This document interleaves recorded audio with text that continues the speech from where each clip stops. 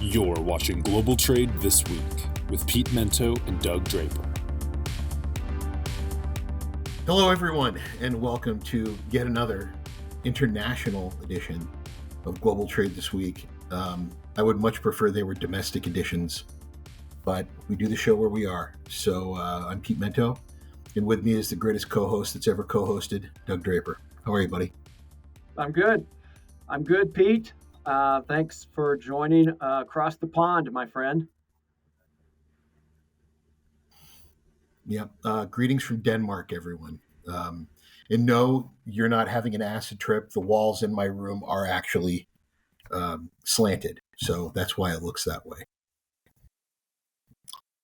Yeah, I noticed that when we jumped on, Pete. You had me a little confused there, but anyway, for our audience, there's a little bit of a delay. The internet in Copenhagen is good. It's not great, so if there's a lag, that is the reason why. We'll work it out. All right, Doug, I kicked off the show, so you're the first topic. Hit me, buddy.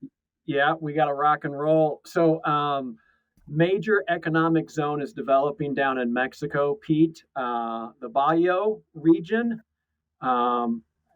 is starting to really develop. It's in central Mexico. And as it was described to me, it's kind of like Houston, Austin, San Antonio, and it's just north of Mexico City. And it is manufacturing growth. There's investment money flowing in. People are flocking to the region. More people, more money, more consumption with retail. And this region is definitely going to be exploding, in my opinion, in 2026. The interesting thing is that I read or listened to a podcast where somebody indicated that the 2026 city of the world is going to be Mexico City, which jives well with this. So aerospace, automotive, general logistics to support that manufacturing is really, really rocking and rolling. So it's a region, not a city or a state down there. But it's also driving demand and consumer behavior, right? You get manufacturing, you get growth, and you get investment, which means you get people, and people need to consume. And it's a region that is developing rapidly. I equate it to like China when everybody in the farms from China came to the coast as things started to develop. So I think it's an important region we need to keep an eye out for. And that's all I had to say about this one, Pete. I know we're a little stretched for time, so I wanted to get your read. Have you heard about this regional area in Mexico, and what's your take on the growth and development? I've been following Mexico's growth and development very closely now for about 10 years. And we've said this on the show many times. It's the next big thing, but it's already a big thing. Mexico's economy has been growing like a weed for about a decade now. And with the tariffs and with the cutout for USMCA qualifying goods, it's only going to grow opportunity for manufacturing, design, research and development. This country is on the brink of something pretty incredible. So it doesn't surprise me that there's been a massive influx of money, influx of capital, and the rebuilding of this area. I think it just goes to show the power that particular economy has, benefiting from Canada and Mexico being so close, while at the same time benefiting from the rest of the world realizing that Mexico makes great products. Yeah, it's a region to look out for sure, right? I was interested or surprised that this podcast I listened to said Mexico City is the next big thing, but it makes sense for all the things that you just said, and that I brought to attention. So interesting. We'll see how it develops. We'll watch it closely. For your first one? What's that? So we'll watch it closely. We'll watch it closely on Global Trade this week, Doug. We'll pop one into the year. Yeah. Maybe we'll do a remote show from that part of the world. I like it. I like it. My first topic is one that I've been waiting to talk about, but I didn't really have an action plan from China that I could discuss. China has made the reasonable decision to make massive investments in its own economy, and they're talking about big public works projects, working on deteriorated infrastructure, putting as much money as they possibly can back into their economy. And why? Because the trade war is beginning to debilitate their economy. I'm no stranger in for probably 10 years, maybe longer. I've been letting everyone know that China's economy was tenuous at best. You add COVID and now a protracted trade war, they're really in trouble. So they're trying to find ways to replace all those exports because the domestic consumption is not making up for it. And the exports to the US were a financial lifeline that now it's just not something available to them. So, Doug, this type of quantitative easing and this type of pushing money into the economy, it might have short term opportunities, but long term, it's just compounding the problems China's already in. As much as this might be a good thing for now, I think long term, they're going to regret that they did it. Yeah, good point. Two comments on that. One is the is the narrative coming out of China from China, or is it the U.S.'s perception or the narrative that the U.S. wants to um, uh, push out to the American people about, hey, the trade war is working. Look at the impact it's having. They're not as successful, and we're really impacting their economy. I, I'm wondering how much of that comes into play. And then the second piece of it is kind of related to that is that the US is part of the global economy. It is not the global economy. So I would assume that China is pivoting, which we've seen in different reports to say, all right, well, if the US isn't going to participate in the level that they did in the past, we'll go sell other things to other countries and we'll do alignment and trade deals with other parts of the world, with other consumers and other countries. So I get it. I'm just a little, hesitant, but I want to put that on the side that how much of this narrative is real and how much it is posturing to benefit the American people to say what we're doing with our sanctions are working. It's not posturing. It's a necessary fiscal decision. Their economy, by all measurable accounts, ones that we can actually get access to, and then the anecdotal evidence of what's going on with the U.S.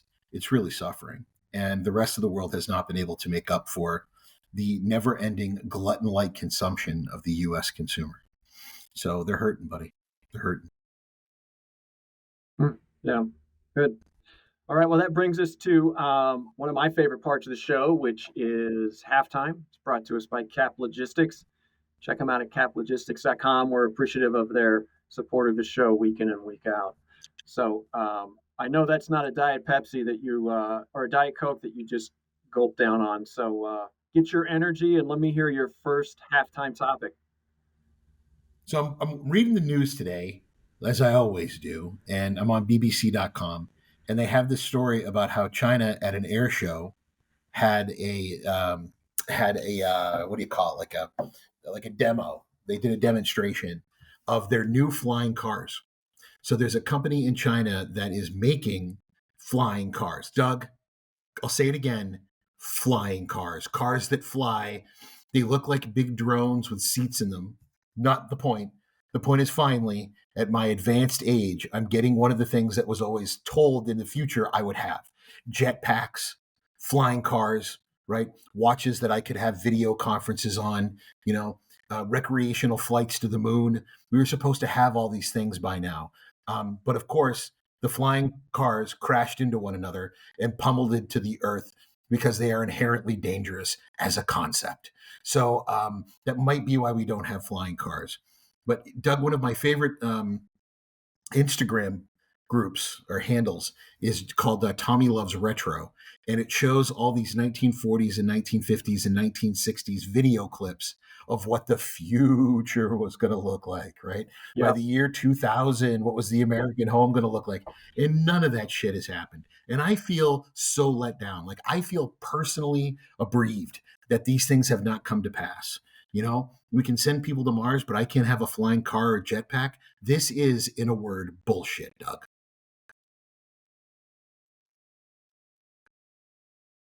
Yep. Well, when I heard of this, yeah, sorry, Pete, I'll let you finish. Oh, no, I'm done. Okay, cool. So Jetsons, George and his boy Elroy, right? It's immediately what I thought when you sent this over this morning. And yeah, I love those perspectives. I'll have to get that handle that you mentioned of magic toasters and vacuum cleaners and things of that nature. So I love the fact that they're pushing it out there years and decades away from it coming to fruition, that the infomercials of the 60s had promised us in the year 2000. Man, it's just not fair, Doug. It's not fair. Hit me with yours, pal. What's your halftime this week? All right, there's a new bridge. It's the China halftime. I don't know if you've heard about this new bridge that is going to open up later this month. It was supposed to open up earlier this year. Huangjiang, I think I'm pronouncing that correctly. Grand Canyon Bridge. It's the highest bridge in the world. The deck of the road is like 2,000 feet above the canyon floor, and it spans like close to 5,000 feet. And being here in Colorado and in the Mile High City, 5,280, 5,280 feet is a mile high. So this thing is approaching a mile in length. It's going to save travelers about an hour, apparently, with the mountain, the old mountain route. And they say that the winds up on that bridge could reach 50 miles per hour on a continuous, sustainable basis. So my question to you, Pete, is would you rather ... be stuck in a traffic jam on the top of this bridge, or be stuck in a traffic jam in a tunnel? And since you're over in Europe, we'll just use the chunnel as the point of reference. So stuck in a traffic jam on top of this world's tallest bridge, or stuck in a tunnel? Which one do you prefer? Stuck in a tunnel, Doug. Definitely stuck in a tunnel. And the reason why I'm going to go with stuck in a tunnel is I'm not looking out the window, seeing that I'm suspended in midair on something that's relatively new. The tunnel, or the Bay Bridge Tunnel in Virginia, that's been around a while. They've worked out the kinks. But it would be just my luck that I'd be in my Jeep in the middle of that thing, and all of a sudden, something that one of the engineers designed when he was high on mushrooms fails. Tunnel. Well, the great one of the great things about this show, Pete, is that we have diverging takes on it. Without question, I'd rather be stuck on a bridge. I think my claustrophobia would kick in, and I would freak out. I freak out when I drive through the Eisenhower Tunnel here in Colorado. I am in a panic. Please, God, make sure the traffic doesn't come to a complete stop in this tunnel, because I will lose my shit if I'm at a dead stop in the middle of the tunnel. So I'm going to have to be the opposite point of view, Pete. I'd rather be stuck on that bridge so I can see things. I can focus my gaze at the car or right in front of me and not look over the edge. But oh my God, I would freak out if I was stuck in a traffic jam in a tunnel. Doug, I should clarify. I would lose my shit in either case. Okay. Either one of these would be really bad for my mental health. But I think that being on the bridge would make it worse. Being stuck in a tunnel, I would still be an absolute puddle. So for those of you who think that I'm some brave person, let this be an excellent indication. I am not. It's just a question of which one would be worse. And I'm gonna go with the bridge for me, personally, for me. Yeah, yeah. Well, if any of our listeners have been stuck in a tunnel, since we are global trade, in the channel itself, or in a week, or excuse me, in a month or so, have been over this bridge in China, would be great to hear your feedback. Yeah. No, thank you. Yeah. So that's halftime from our friends at Cap Logistics. Check them out at caplogistics.com. Doug, take us to topic number 2. All right. Well, this is coming from my farmer roots, not only being from Kansas and growing up there, but with my company and our heavy investment into the Central Valley of California. It's an agricultural take, Pete. It's about soybeans, and exports into China are kind of starting to dry up because of this trade. So China has sharply, right, and I use that word aggressively, basically canceled imports from the U.S. specifically to soybeans. They've redirected all those purchase orders to South America, Brazil, and Argentina. Right, they are way down. Right, and the problem not only with there's no way to sell their product is that um, soybeans, like, what are you going to do with them, right? These farmers are growing them. It's like the Central California part. You never turn off a cow. It continues to generate milk. You have to do something with it. When the harvest comes, and it is happening now, what do you do with soybeans that are not being purchased? Well, you can store them, but there's not much storage capacity, and you can't build silos and appropriate storage mechanisms to accommodate things so quickly.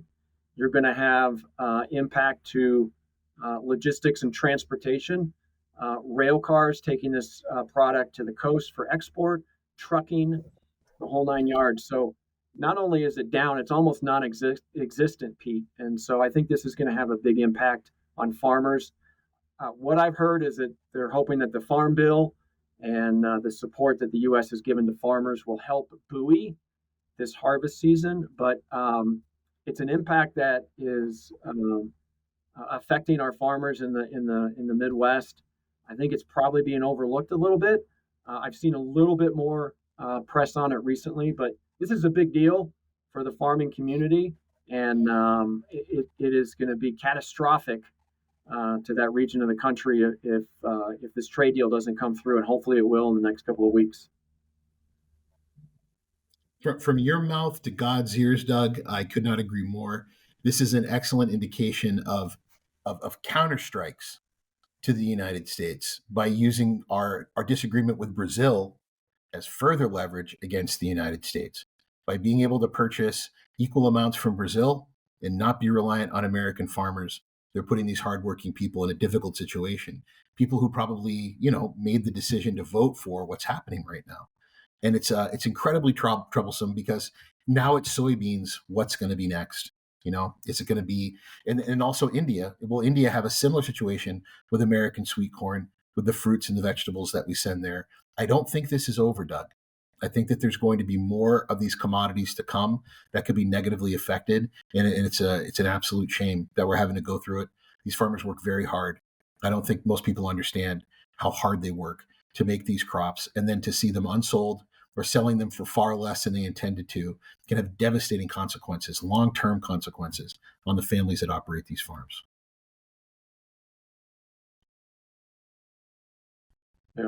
Yeah, we'll have to watch this one for sure. All right, my friend, Yes, bring us home on your last topic. Yeah, my last topic today, it's Uncle Pete's word of warning, okay? It's my cautionary tale. We are all so incredibly focused on imports and so incredibly focused on tariffs, as we should be. They're causing all kinds of bedlam and chaos inside of our supply chains. Great. I'm begging all of you to not forget about your responsibilities for export compliance. Export compliance is a fundamental stool leg, and that four-legged stool of American trade policy trying to isolate China. And for those of you who are not paying attention to licensing, license exception, and properly reporting your exports, you're going to find yourself in a lot of trouble. The enforcement on these is only going to get more dire, and the focus is only going to get more acute. If you have not been focusing on it, it's time to. And I get it. No one's saving money on export compliance because you're not eliminating and lowering tariffs. Good for you. But what you're doing is keeping people out of prison and your company's good name out of the paper. It's time to focus again, put some effort and some time into understanding your export compliance program, and reach out to people who can help, because there's plenty of them. Valid point, Pete, because you're right. Everything's focused on the inbound flow, not the outbound flow. U.S. is a consumer market by first and foremost, and so that's driving all the attention. But your comment about people going to jail, that's real, right? People think it's kind of funny, but you're the pro as it relates to this, and it is real and needs to be highlighted and the spotlight shown on it. Being a sales guy, and my mantra sometimes is ask for forgiveness, not permission. to kind of keep things moving forward. But as you so eloquently put it, you do not want to ask for forgiveness related to compliance, whether it is inbound or outbound. So good shout out, good call out, and a very real concern that we need to keep a hold of. All right, buddy, well, close out the show. Yeah, we got to end this thing from your cabin underneath in the boat that you happen to be at in Copenhagen. I don't understand the curving walls, but when you jumped on, Pete, I'm like, what are you, on a boat somewhere? Anyway, we can't thank our listeners enough for participating and joining us today. It's a short episode. We got things going on, but we appreciate your engagement. We appreciate you listening week in and week out. And if it's happening in global trade, we will be talking about it here every single week. Thank you for engaging. Thank you for listening. We will see you next time on Global Trade This Week. Thanks, buddy. All right, travel safe.